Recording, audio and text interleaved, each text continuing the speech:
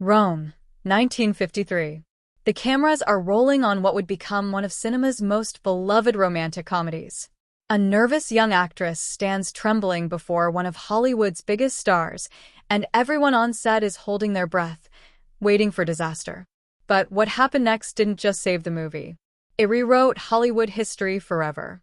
This is the extraordinary true story of Audrey Hepburn, Gregory Peck, and the moment that changed everything. The sun hung low over the ancient streets of Rome, casting golden shadows across cobblestones that had witnessed centuries of history. But on this particular day in 1953, something entirely new was unfolding. The Eternal City was about to become the backdrop for a Hollywood fairy tale, though nobody on the set of Roman Holiday could have predicted just how magical, how unprecedented, and how career-defining this production would become. At the center of it all stood two people, a 23-year-old unknown actress named Audrey Hepburn and a 37-year-old established star named Gregory Peck. Their story begins not with refusal, not with romance, but with an act of recognition so profound, so generous, that it would echo through the decades of cinema history. When Audrey Hepburn arrived in Rome to begin filming Roman Holiday, she was drowning. Not literally, of course, but emotionally, psychologically. She felt like she was sinking beneath waves of self-doubt that threatened to pull her under completely. She had been a ballet dancer, a chorus girl, a woman with dreams bigger than her circumstances, but smaller than her fears. Landing the lead role in a major Hollywood production opposite Gregory Peck, one of the most bankable stars in the industry, felt less like winning the lottery and more like being thrown into the deep end of the ocean without knowing how to swim. Her hands trembled constantly. Her voice shook during takes. She apologized for everything, convinced that every moment captured on film was evidence of her inadequacy, proof that she didn't belong in this world of lights and cameras and Hollywood royalty. The role of princess had originally been intended for more established actresses. Names like Jean Simmons and Elizabeth Taylor had circulated in those early production meetings. But director William Wyler had seen something in Audrey's screen test that transcended conventional beauty or practice technique. He saw authenticity. He saw vulnerability married to an almost regal bearing. He saw a quality that couldn't be taught in acting classes or manufactured through makeup and lighting. He saw a star, even if she couldn't see it herself yet. But seeing that potential and coaxing it out of a terrified young woman were two entirely different challenges. Wyler was known as a perfectionist, demanding take after take until he got exactly what he envisioned. For an actress already drowning in insecurity, working with such a director could have been devastating. It could have broken her completely. Gregory Peck arrived on set as the unquestioned leading man. His contract stipulated that his name alone would appear above the title. This wasn't ego. This was simply how Hollywood worked in 1953. Stars had pulling power. Unknown actresses, no matter how talented, did not. The studio system operated on hierarchies as rigid as any royal court, and Gregory Peck sat comfortably at the top of that particular pyramid. He had earned his position through years of acclaimed performances, through films like Gentleman's Agreement and The Yearling. He was Mr. Reliable, the safe bet, the name that guaranteed box office returns. Pairing him with an unknown was already a risk. Giving that unknown equal billing would have been considered financial suicide. But something extraordinary happened during those first 3 days of filming. Gregory Peck watched Audrey Hepburn work. He watched her struggle, yes, but he also watched her transform. Between the shakiness and the apologies, between the nervous laughter and the visible anxiety, he saw what Wyler had seen. He saw magic happening in real time. He watched her inhabit Princess, and with a depth of feeling, a luminous quality that made the camera fall in love with her. He recognized immediately that he wasn't watching a newcomer who needed to be carried through the production. He was watching the birth of something rare in Hollywood, a genuine, once-in-a-generation star. On the third day of filming, Gregory Peck walked into producer William Wyler's office and made a demand that shocked everyone present.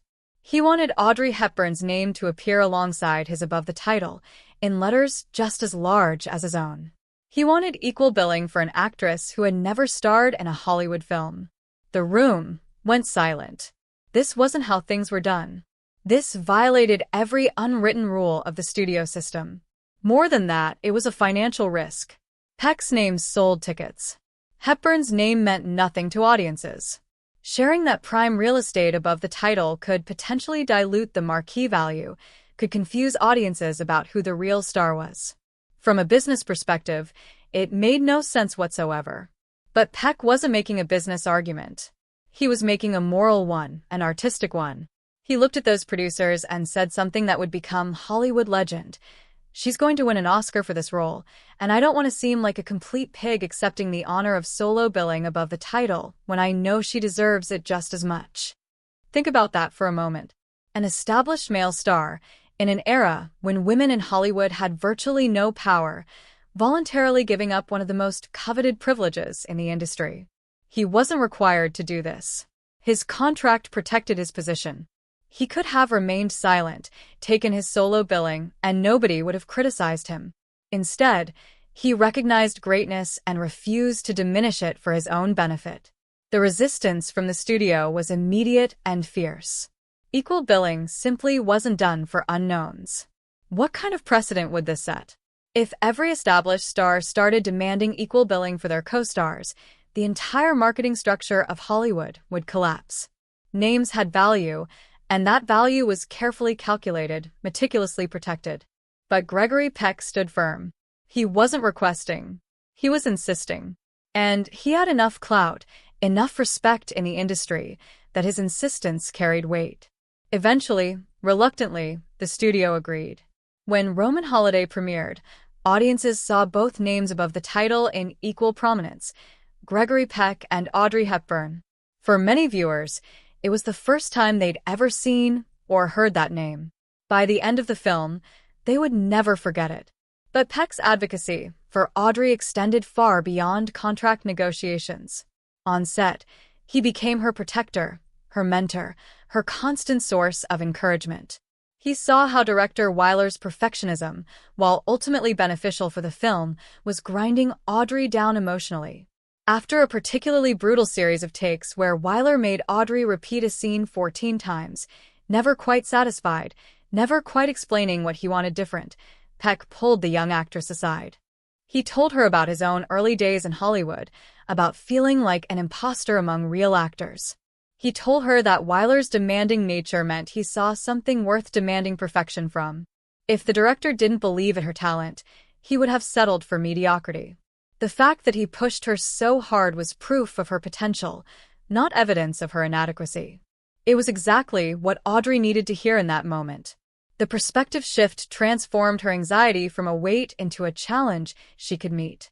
Between takes, while other actors retreated to their trailers, Peck and Hepburn played cards together. Rummy, gin, simple games that had nothing to do with movies or performance or the pressure of creating cinema. Just two people, one famous and one unknown, finding human connection in the midst of chaos. Those card games became Audrey's sanctuary, the place where she could stop being terrified and just exist as herself. Years later, she would describe Gregory as the person who taught her that it was okay to be nervous, okay to be imperfect, okay to be human in an industry that demanded superhuman poise at all times. He normalized her fear instead of dismissing it, and in doing so, he gave her permission to move through it rather than being paralyzed by it. Then came the scene that would become iconic for entirely unexpected reasons, the mouth of truth. In Roman Holiday, there's a sequence where Princess and Joe Bradley visit an ancient Roman sculpture called the Bocca della Verita. According to legend, if you place your hand in the mouth and tell a lie, the stone face will bite your hand off. It's meant to be a light-hearted moment in the film, a playful tourist stop in their whirlwind day exploring Rome. The script called for Joe Bradley to put his hand in the mouth, proclaim his honesty, and retrieve his hand safely. Simple, straightforward, exactly as written. But Gregory Peck saw an opportunity. He saw a chance to capture something genuine, something unscripted, something that would elevate the scene from adequate to unforgettable. He hatched a plan with director Wyler, but critically, they kept Audrey completely in the dark. She knew only what the script told her. She had no idea what was coming. As the cameras rolled, Peck approached the mouth of truth, with Audrey watching beside him. He placed his hand inside the ancient stone mouth, playing the scene exactly as rehearsed. Then suddenly he screamed. His arm jerked. He pulled his hand back, but his hand was missing, hidden up his sleeve. For one heart-stopping moment, the ancient legend had apparently come true. Audrey's reaction was pure, unfiltered, genuine shock. She let out a shriek that echoed through the ancient Roman plaza. Her hand flew to her mouth, her eyes went wide, her entire body recoiled in visceral horror. For a split second, she truly believed that the stone had bitten off Gregory Peck's hand. Then Peck pulled his hand out from his sleeve, intact and wiggling fingers at her, and her shock transformed into relieved laughter. That entire sequence, from scream to laughter, was captured on film. It's arguably the most memorable moment in Roman Holiday, a perfect encapsulation of both characters and the playful chemistry that made the film magical. It exists entirely because Gregory Peck trusted Audrey enough to surprise her, because he knew she would react authentically, and because he understood that sometimes the best performances aren't performed at all. They're simply captured. What's remarkable about that moment is what it reveals about their relationship. Peck could have warned her. He could have let her in on the joke beforehand, rehearsed the reaction, made sure she knew what was coming. But he trusted her instincts as an actress more than she trusted them herself. He knew that her genuine reaction would be worth more than any rehearsed performance. That trust, that belief in her ability to rise to unexpected moments, gave Audrey something she desperately needed: proof that she belonged. If Gregory Peck, this titan of Hollywood, trusted her enough to improvise around her, to build moments that depended on her authentic presence, then maybe she really was good enough. Maybe she really could do this. As filming continued throughout that Roman summer, something beautiful evolved between Peck and Hepburn. It wasn't romance, despite what tabloids tried to suggest and what fans hoped to see. It was something perhaps rarer and more valuable: genuine friendship built on mutual respect. Peck was married, devoted to his wife Greta. Audrey was engaged to James Hansen, though that relationship would end before the year was out. What they shared on that Roman holiday set transcended romantic attraction. They developed a bond based on artistry, on shared values, on a recognition of each other's essential humanity beneath the Hollywood veneer. Everyone on set noticed it. The crew, the other actors, director Weiler, they all saw how Peck watched out for Audrey. How he deflected pressure from her when studio executives visited the set full of concerns about their unknown leading lady. How he made jokes to break tension before difficult scenes. How he stayed late to help her run lines even when his own scenes were finished for the day. How he celebrated her small victories and minimized her mistakes. This wasn't some calculated strategy to improve his co-star's performance for his own benefit. This was genuine care, genuine investment in another person's success. Years later, Peck would explain his protectiveness in simple terms. Audrey was so new to film, so uncertain, and yet so tremendously talented. I couldn't stand to see that talent be crushed by fear or by an industry that can be brutal to newcomers. I'd been in Hollywood long enough to see how it chews people up. I didn't want that to happen to her. What he doesn't say in that quote, what he perhaps didn't even fully realize himself, was that his protection wasn't just about preserving Audrey's talent. It was about recognizing in her something pure, something authentic, something that Hollywood tended to corrupt or commodify. He saw someone worth protecting not just as an actress, but as a person. When filming wrapped on Roman Holiday, Audrey returned to her small apartment, exhausted and uncertain about what came next. She had no idea if the film would be successful. She had no idea if her performance was any good. She certainly had no idea that she'd just completed work on a film that would define the romantic comedy genre for generations. Gregory Peck, however, seemed to know. He told friends and colleagues that Roman Holiday would make Audrey Hepburn a star. He said it with complete certainty, as if stating an obvious fact rather than making a bold prediction.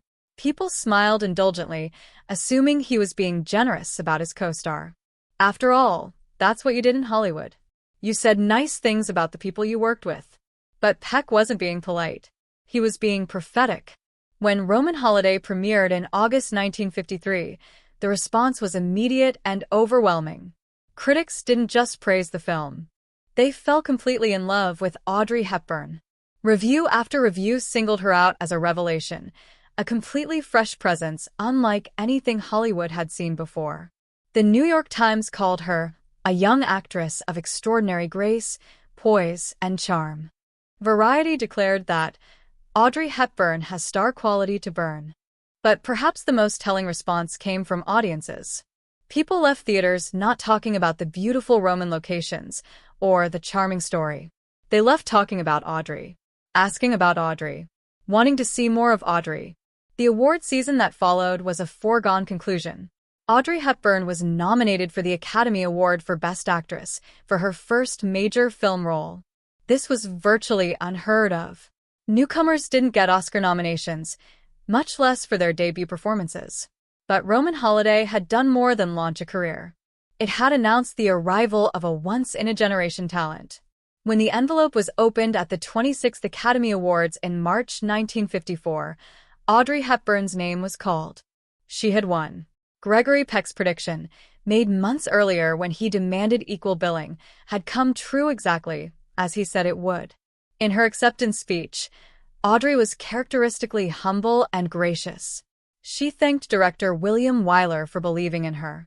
She thanked the cast and crew who supported her. And she thanked Gregory Peck, though the full extent of what he'd done for her behind the scenes wasn't publicly known at the time. The audience applauded politely, unaware that they were witnessing the result of one actor's extraordinary generosity toward another. Peck sat in the audience, beaming with genuine pride, looking for all the world like a proud older brother watching his sister succeed. There was no jealousy, no regret about sharing the spotlight, just pure, unadulterated happiness for someone he considered a friend. That night changed Audrey Hepburn's life irrevocably. Overnight, she went from unknown to icon. Offers poured in from every major studio. Directors who had never heard of her 6 months earlier were now desperate to work with her. Fashion designers wanted her to wear their clothes. Photographers wanted her on magazine covers. She became, quite literally, one of the most famous women in the world, and it all traced back to Roman Holiday. It all traced back to that summer in Rome. It all traced back, whether anyone fully acknowledged it or not, to Gregory Peck's willingness to see past Hollywood convention and champion someone else's talent as loudly as his own. But here's what makes this story truly extraordinary. This wasn't the end of their relationship. It wasn't some brief professional alliance that faded once the cameras stopped rolling and the awards were handed out.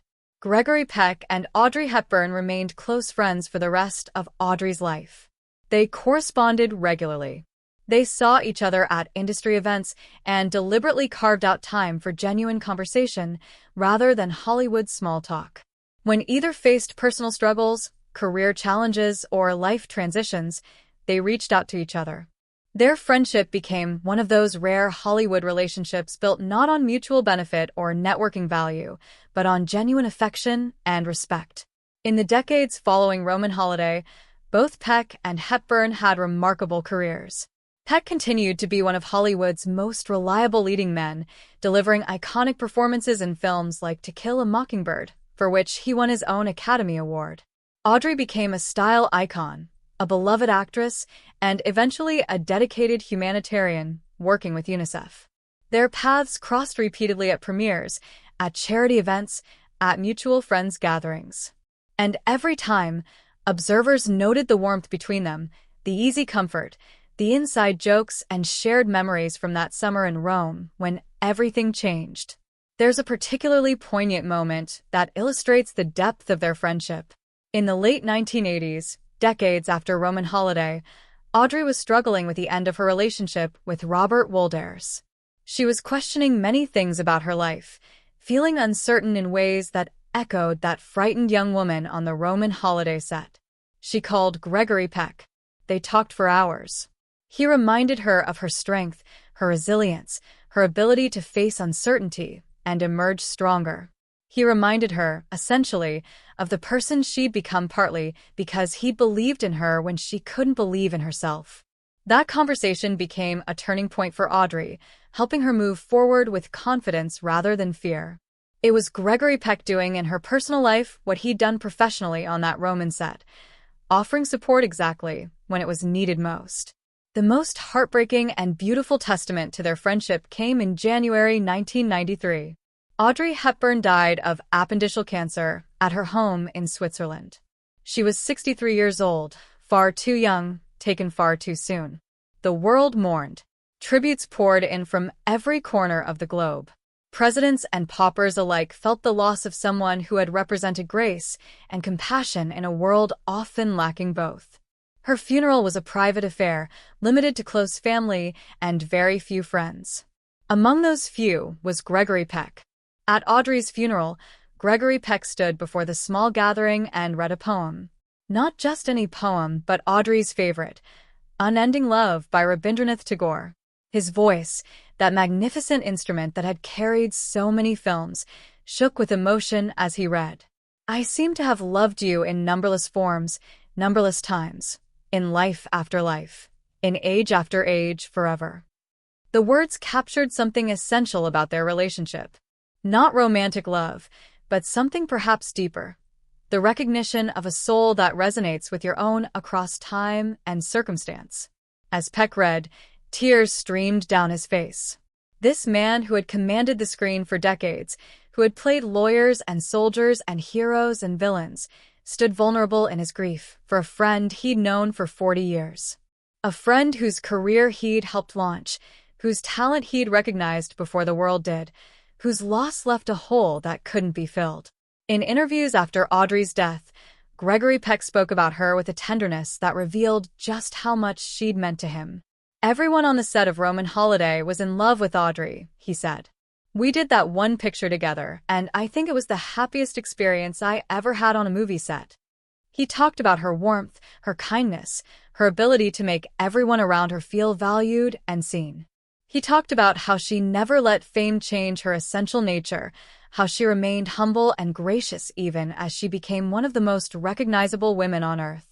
And he talked about how proud he was of everything she accomplished, not just in film, but in her humanitarian work, in her dedication to making the world better for children through her work with UNICEF. What Gregory Peck perhaps didn't fully articulate, or maybe couldn't articulate because it was too close to his heart, was the reciprocal nature of their friendship. Yes, he had changed Audrey's life through his advocacy and support. But she had changed his life too. She had reminded him, in an industry often cynical and transactional, that genuine human connection was possible. That you could be successful without stepping on others. That lifting someone else up didn't diminish your own light, but actually amplified it. That friendship and professional respect weren't mutually exclusive, but could enhance each other beautifully. Audrey Hepburn made Gregory Peck a better person, just as surely as he had helped make her a star. The legacy of their relationship extends far beyond their personal friendship. The story of Gregory Peck demanding equal billing for Audrey Hepburn became Hollywood legend, cited as an example of how men in positions of power could use that power to uplift others rather than consolidate their own positions. In an era long before conversations about allyship and using privilege for good, Peck instinctively understood and practiced those principles. He saw an imbalance, recognized it as unjust, and used his position to correct it. He didn't wait for someone else to advocate for Audrey. He didn't assume the studio would eventually recognize her talent on their own. He stepped up, spoke up, and made change happen. That story has inspired countless people in the entertainment industry and beyond. Actors have cited it when advocating for fair treatment of co-stars. Directors have referenced it when fighting for diverse casting or equal pay. It's become a touchstone for how people in power should behave, a concrete example that it's possible to be successful and generous simultaneously. The fact that Gregory Peck's instinct was proved absolutely correct, that Audrey did win an Oscar and become a massive star, only reinforces the lesson. When you see extraordinary talent, champion it loudly, regardless of whether that person has the industry connections or name recognition yet. But perhaps even more significant than the professional legacy is the personal one. The friendship between Gregory Peck and Audrey Hepburn demonstrated that genuine human connection can exist in an industry often characterized by superficial relationships and cutthroat competition. They proved that friendship between men and women can be platonic, deep, and lasting. That you can have a relationship built on mutual respect and support without romantic entanglement or ulterior motives. In an era when male-female friendships were often viewed with suspicion or automatically assumed to be romantic, their relationship offered a different model. Think about what their story means for all of us, not just those in the entertainment industry. How often do we recognize talent or potential in others, but stay silent? How often do we see unfairness, but convince ourselves it's not our place to speak up?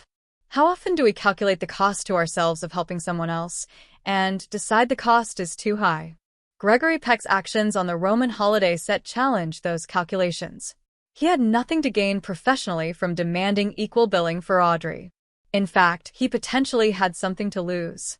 But he did it anyway because it was right, because her talent deserved recognition, because the future didn't have to replicate the injustices of the past. The story also speaks to the power of mentorship and support. Audrey Hepburn was enormously talented, undoubtedly. But talent alone isn't always enough, especially when you're facing an industry as daunting and often cruel as Hollywood. She needed someone to believe in her when she couldn't believe in herself. She needed someone to create space for her talent to bloom rather than wilting under pressure. She needed someone to normalize her fear instead of using it against her. Gregory Peck provided all of that, not because he had to, but because he chose to. And that choice rippled through decades, influencing not just Audrey's career, but the entire landscape of Hollywood. Imagine if Peck had remained silent. Imagine if he'd accepted his solo billing above the title and said nothing about Audrey's talent. The film still would have been successful. Audrey's performance still would have been luminous. But would she have won that Oscar? Would her career have launched with the same trajectory? Would she have had the confidence to continue in an industry that could have easily chewed up and spit out a nervous newcomer? We can't know for certain, but it's worth contemplating.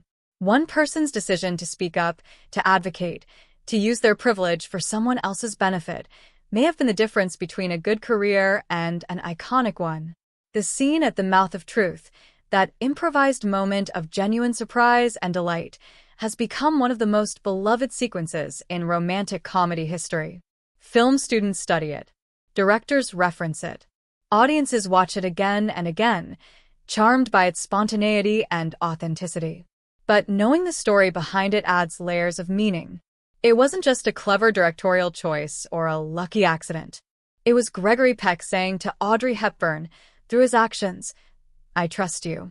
I believe in your instincts. I know you can handle the unexpected and make it magical." For someone struggling with profound self-doubt, that trust was transformative. There's something profoundly moving about Gregory Peck standing at Audrey Hepburn's funeral 40 years after that summer in Rome, still honoring her, still grieving her, still celebrating everything she was and everything she represented. His grief wasn't performative or obligatory. It was raw and real, the grief of someone who had lost a person who truly mattered. In that moment, he wasn't a Hollywood icon. He was a friend mourning another friend, simple and heartbreaking and beautiful in its simplicity. The poem he read at her funeral, Unending Love, contained the lines, "I seem to have loved you in numberless forms, numberless times, in life after life, in age after age, forever." Those words captured something essential about what they shared. It wasn't a love of romance novels or Hollywood films, though both of them had played those roles countless times on screen. It was the love of recognition, of seeing someone's true self and cherishing it. It was the love of friendship that transcends time and circumstance, that weathers decades and distance, that remains constant even as everything else changes. Gregory Peck had seen Audrey Hepburn before the world knew her name, and he loved what he saw. That love, in its purest form, never wavered. What makes their story particularly resonant in our current cultural moment is how it challenges us to reconsider success and legacy. Gregory Peck is remembered as a great actor, and rightfully so. His performances in films like To Kill a Mockingbird, Roman Holiday, and The Guns of Navarone are masterclasses in screen acting. But perhaps his greatest legacy isn't any single performance. Perhaps it's the career he helped create for someone else. Perhaps it's the example he set for how power and privilege should be wielded in service of justice and recognition of talent. Perhaps it's the friendship he maintained with integrity and genuine affection across 4 decades. In a world that often measures success in purely individual terms, in awards won and wealth accumulated and fame achieved, the Gregory Peck and Audrey Hepburn story offers a different metric. It suggests that our impact on others, our willingness to lift as we climb, our ability to recognize and champion excellence even when it doesn't directly benefit us, these might be the truest measures of a life well lived. Peck didn't need to demand equal billing for Audrey. His career would have been just fine without that gesture. But he did it anyway, and in doing so, he created a legacy that extends far beyond his filmography. The relationship between Peck and Hepburn also illuminates something important about the nature of mentorship. True mentorship isn't about creating copies of yourself or grooming someone to serve your interests. It's about recognizing unique talent and creating conditions for that talent to flourish on its own terms. Gregory Peck never tried to make Audrey Hepburn act like him or approach roles the way he did. He recognized that her magic was entirely her own, something fresh and different that Hollywood desperately needed. His mentorship consisted of protection, encouragement, and advocacy. He cleared obstacles from her path without trying to direct where that path led. This approach stands in stark contrast to many Hollywood relationships between established stars and newcomers. Too often, those relationships are transactional, exploitative, or designed to serve the interests of the person in power.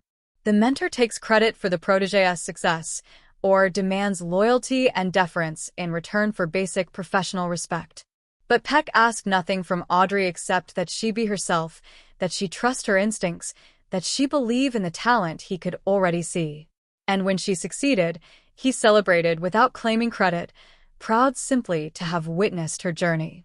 The story of Roman Holiday's production also reveals something crucial about the collaborative nature of great art. Yes, Audrey's performance was luminous. Yes, Gregory's performance was charming and grounded.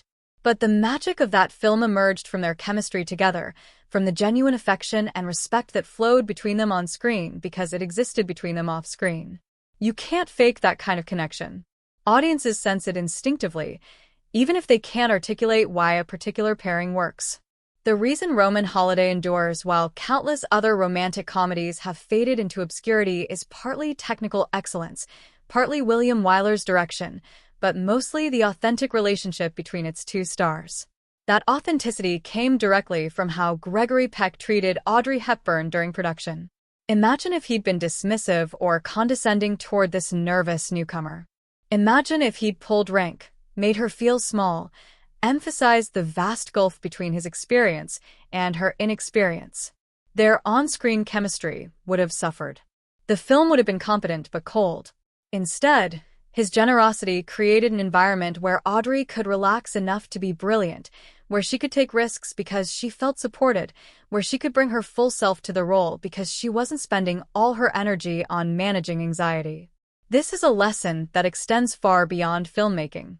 In any collaborative endeavor, the way people treat each other directly impacts the quality of what they create together. A workplace where senior people mentor and support junior colleagues produces better work than one where hierarchy is rigidly enforced and competition is encouraged. A creative team where members trust and respect each other generates more innovative ideas than one where everyone is protecting their territory. Gregory Peck understood this instinctively. He knew that making Audrey better made the film better, which ultimately made him better. It was generosity, yes, but it was also wisdom. The moment when Gregory Peck walked into the producer's office to demand equal billing for Audrey wasn't just about fairness, though it was certainly that. It was also about recognizing that the film's success depended on audiences connecting with both leads, and audiences needed to know Audrey's name. If she was billed below the title in tiny print, as originally planned, viewers might assume she was just another supporting player. They might not pay attention the same way. They might not realize they were watching a star being born. By insisting on equal billing, Peck was actually serving the film's commercial interests, even if the producers couldn't see it at the time. He understood that Audrey Hepburn's name above the title wasn't charity. It was accurate marketing. This speaks to another aspect of Peck's character, his ability to see beyond conventional wisdom and trust his own judgment. The studio executives had decades of experience in the film industry. They had formulas and strategies that had proven successful over and over. And here was Gregory Peck, an actor not a businessman, telling them they were wrong about billing. It would have been easy to defer to their expertise, to assume they knew better about the commercial side of movie making. But Peck trusted what he saw with his own eyes. He knew Audrey was special. He knew audiences would respond to her. And he was willing to stake his reputation on that belief. How often do we defer to conventional wisdom when our own observations tell us something different? How often do we silence our instincts because the experts say otherwise? Gregory Peck's story encourages us to trust what we see, to speak up even when our perspective contradicts established practice, to recognize that experience doesn't always equal wisdom. Sometimes the freshest eyes see most clearly. Sometimes the person everyone underestimates is exactly the person who will surprise everyone. Sometimes the conventional wisdom is wrong, and it takes someone brave enough to say so to change the conversation. The friendship that developed between Peck and Hepburn over those months in Rome was built on more than just professional respect. They genuinely enjoyed each other's company. The card games between takes weren't networking or strategic relationship building. They were two people finding joy in simple pleasures amidst the chaos of a film production. In an industry where every interaction can feel calculated, where friendships are often really just professional alliances in disguise, their genuine affection for each other was refreshingly uncomplicated. This matters because it shows that Gregory Peck's advocacy for Audrey came from a place of authentic care, not strategic calculation. He didn't champion her career because he thought it would make him look good or because he expected something in return. He did it because he genuinely wanted good things for someone he cared about. That purity of motivation makes the story even more powerful. It wasn't transactional. It was human. As the decades passed and both Peck and Hepburn became elder statesmen of Hollywood, their Roman holiday experience became part of film legend. Interviews about the movie inevitably asked about their relationship, about that decision to share billing, about the mouth of truth scene. And every time, both of them spoke about each other with unmistakable warmth and affection. There was never a hint of resentment or regret, never a suggestion that the relationship had soured or faded. If anything, time only deepened their appreciation for what they'd shared.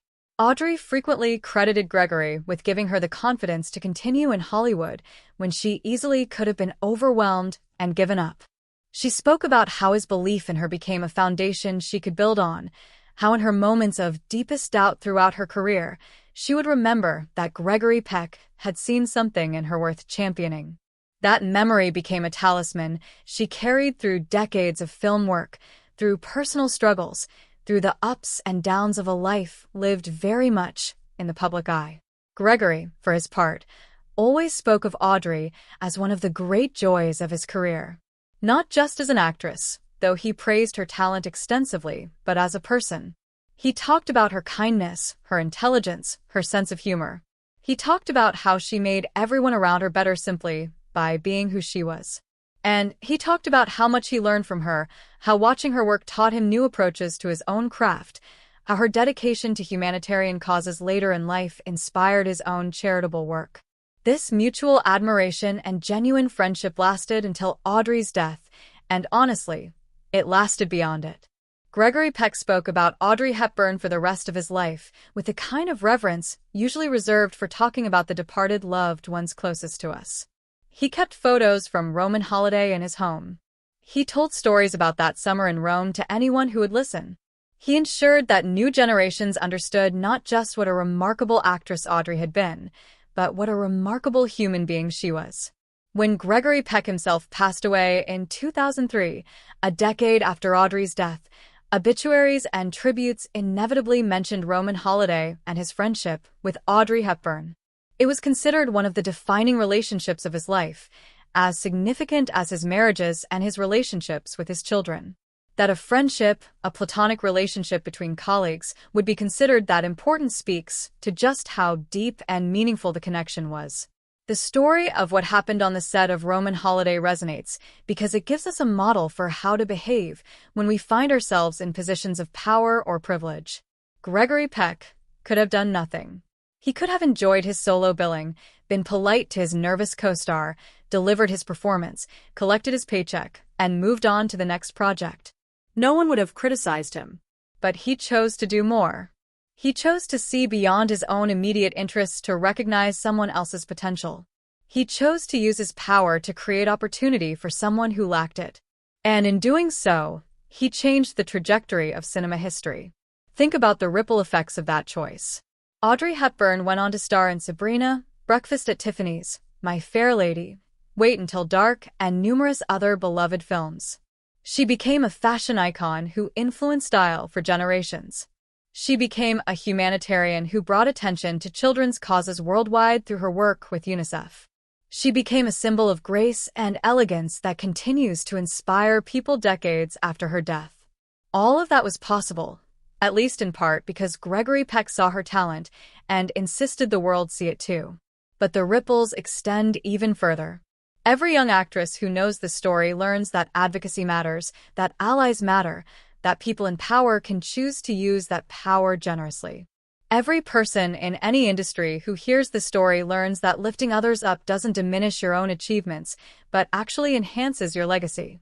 Every mentor who encounters this story sees a model for how to support emerging talent with grace and effectiveness.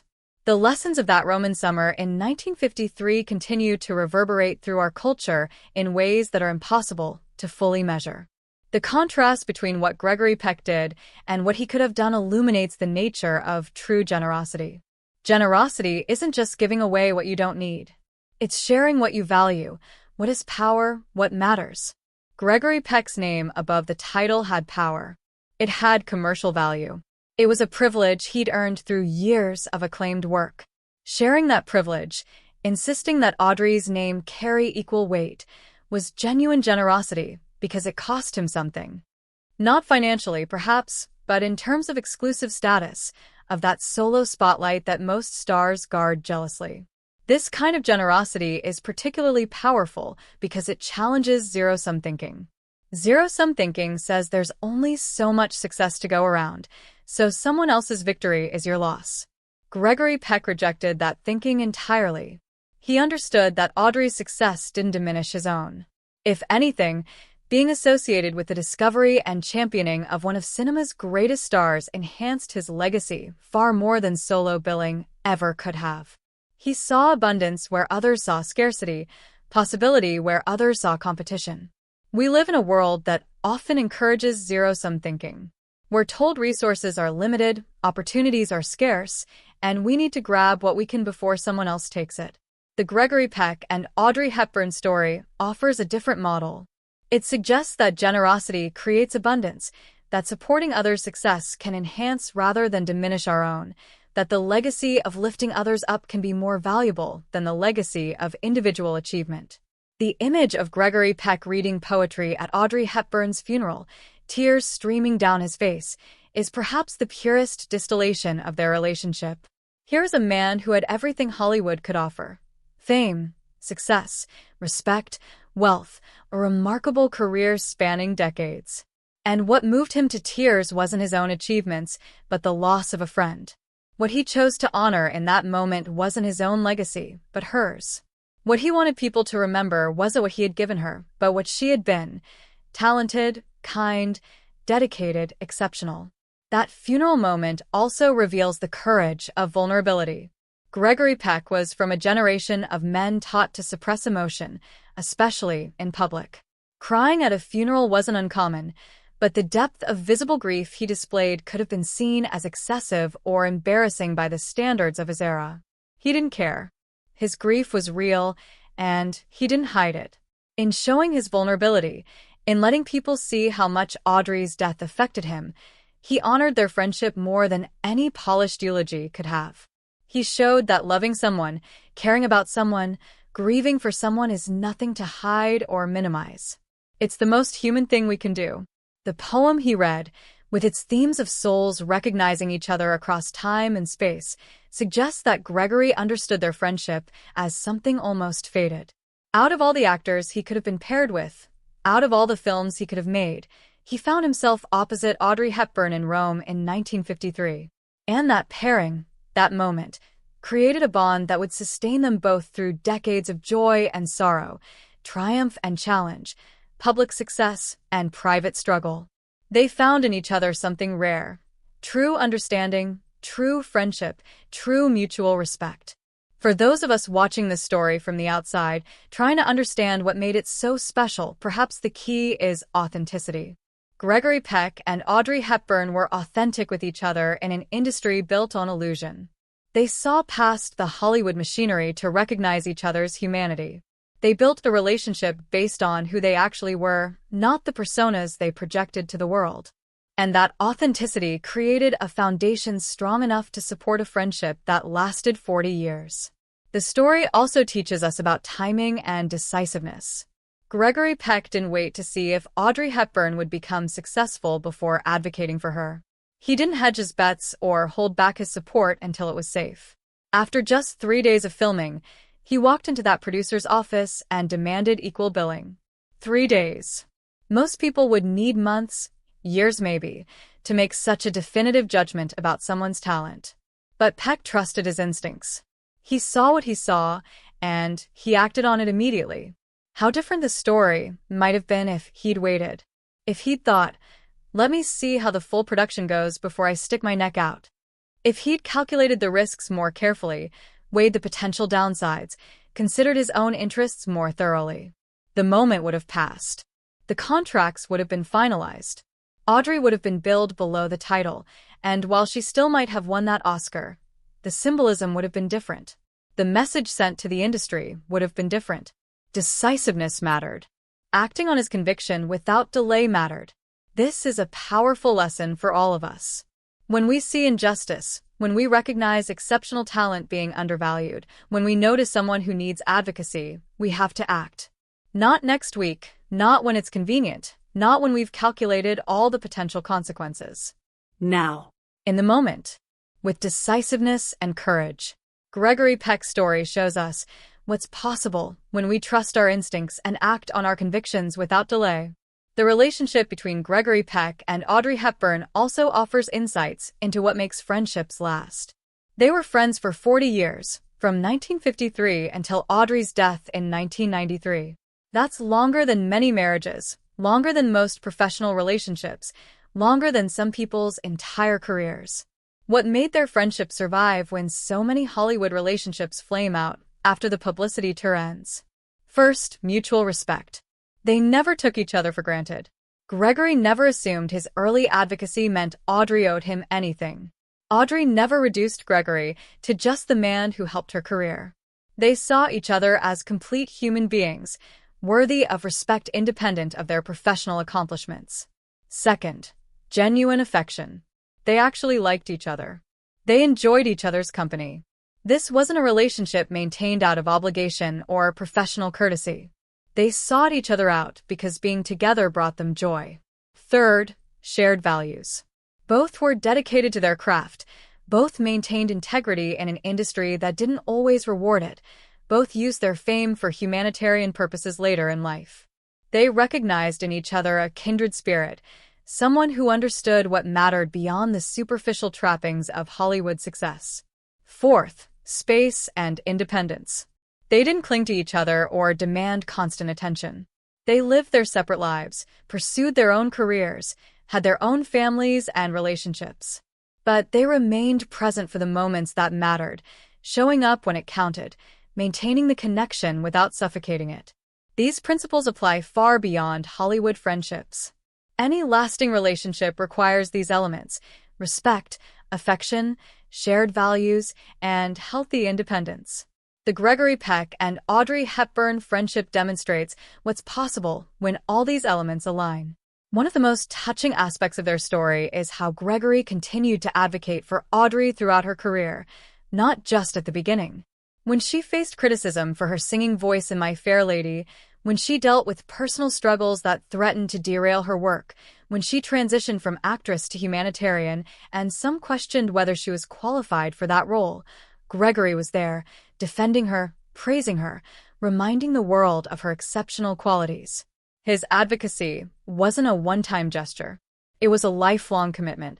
This sustained support matters because it demonstrates that Gregory saw Audrey fully, not just as a talented young actress, but as a complete person deserving of support in all aspects of her life.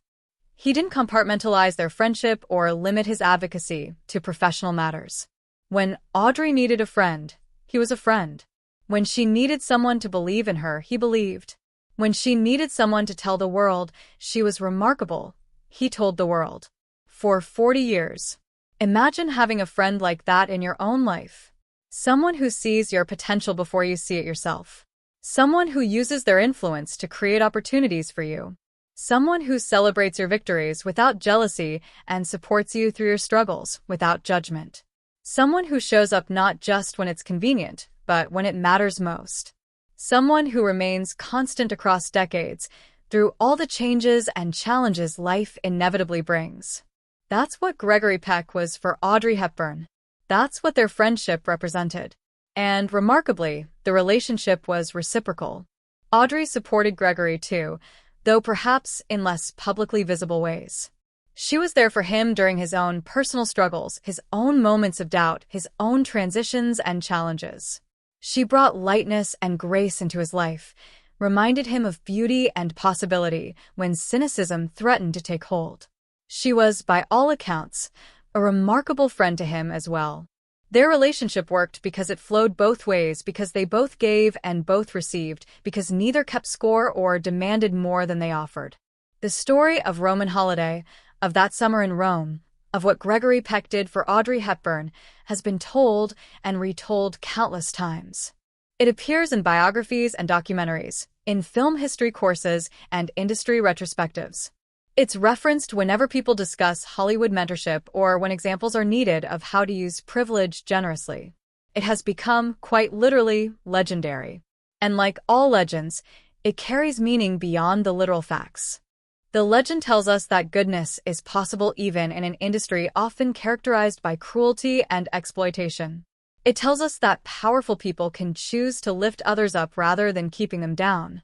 It tells us that friendship can transcend professional obligation to become something beautiful and lasting. It tells us that a single act of generosity can ripple through decades, changing lives and industries in ways impossible to fully calculate. It tells us that we're remembered not just for our individual achievements, but for how we treat others, especially those with less power than we have. These lessons remain relevant today, perhaps more than ever. In a world increasingly characterized by zero-sum thinking, by protection of privilege, by skepticism about altruism, the Gregory Peck and Audrey Hepburn story stands as a counter-narrative. It says that generosity is possible, that it matters, that it can change everything. It provides concrete evidence that using power to benefit others doesn't diminish the powerful but actually enhances their legacy in ways that pure self-interest never could. So when we ask what happened after Audrey Hepburn supposedly refused to kiss Gregory Peck on set, the real answer has nothing to do with refusal. It has to do with recognition, advocacy, friendship, and legacy. What happened was that one of Hollywood's biggest stars looked at a terrified newcomer and saw not a risk, but a revelation. What happened was that he used every bit of his considerable influence to ensure the world saw what he saw. What happened was that he protected her when she was vulnerable, celebrated her when she succeeded, and remained her friend until death parted them. What happened was that they created together, in that summer in Rome, something that transcended the film they were making. They created a template for how human beings should treat each other, especially when power differentials exist. They created a friendship that would sustain them both through 4 decades of life's complexities.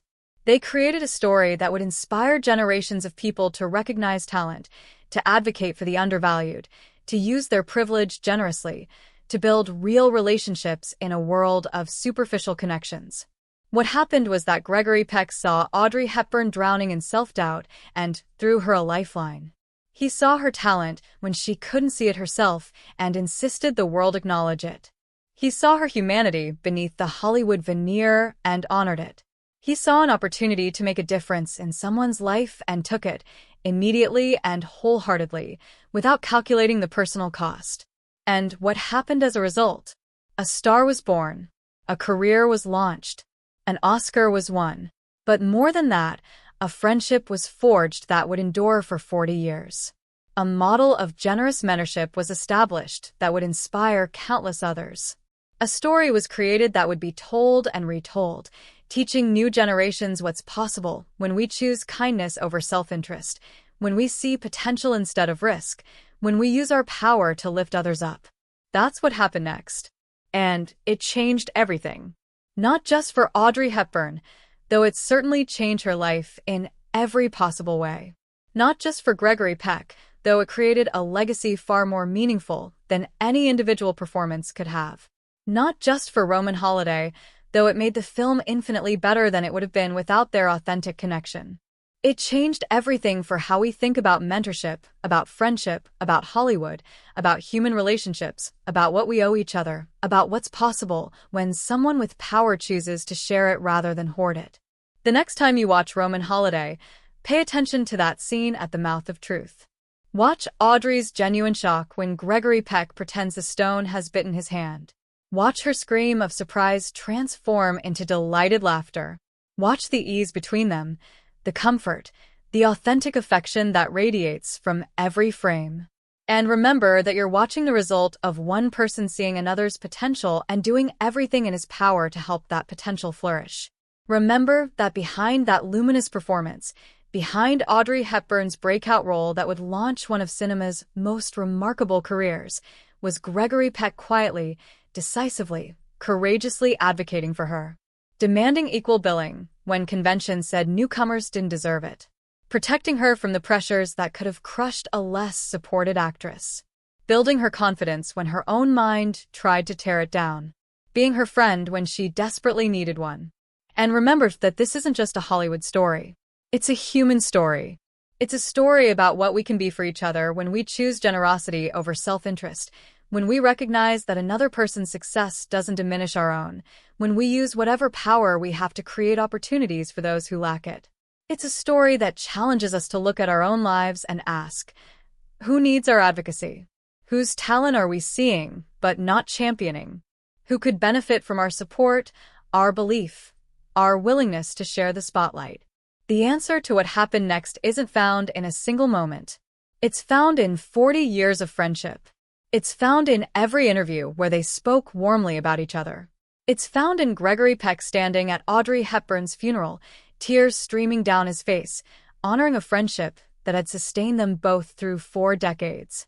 It's found in the countless people who have heard this story and been inspired to be more generous, more courageous, more willing to recognize and champion talent even when doing so serves no immediate self-interest. What happened next changed everything because it showed us what's possible. Not just in Hollywood, though it certainly changed Hollywood by establishing a new model for how established stars could treat newcomers. But in life, in human relationships, in how we choose to wield whatever power and privilege we have. Gregory Peck and Audrey Hepburn showed us that we can be better than the systems we're part of, that we can challenge convention when convention is unjust, that we can build relationships based on authentic human connection rather than professional calculation. Their story is a gift to all of us, a reminder that in a world that often feels cynical and transactional, genuine goodness is possible. That friendship can transcend decades and remain constant. That seeing someone's potential and helping it flourish is among the most meaningful things we can do with our lives. That how we treat others, especially those with less power than we have, ultimately defines us more than our individual achievements ever could. So yes, what happened next changed everything. But perhaps the most important thing it changed was our understanding of what's possible when one person decides to see another's light and, instead of feeling threatened by it, does everything in their power to help that light shine brighter. That's what Gregory Peck did for Audrey Hepburn. And in doing so, he left us all a blueprint for how to live with generosity, courage, and grace. That summer in Rome in 1953, something magical happened that had nothing to do with cameras or scripts or the mechanics of filmmaking. Two people connected in a way that would sustain them both for the rest of their lives. One person recognized another's extraordinary potential and refused to let that potential go unrecognized by the world. And in that recognition, in that advocacy, in that genuine friendship, they created something that has inspired millions of people for over 70 years. This is the real story of what happened on the set of Roman Holiday. This is what happened next. And yes, it changed absolutely everything.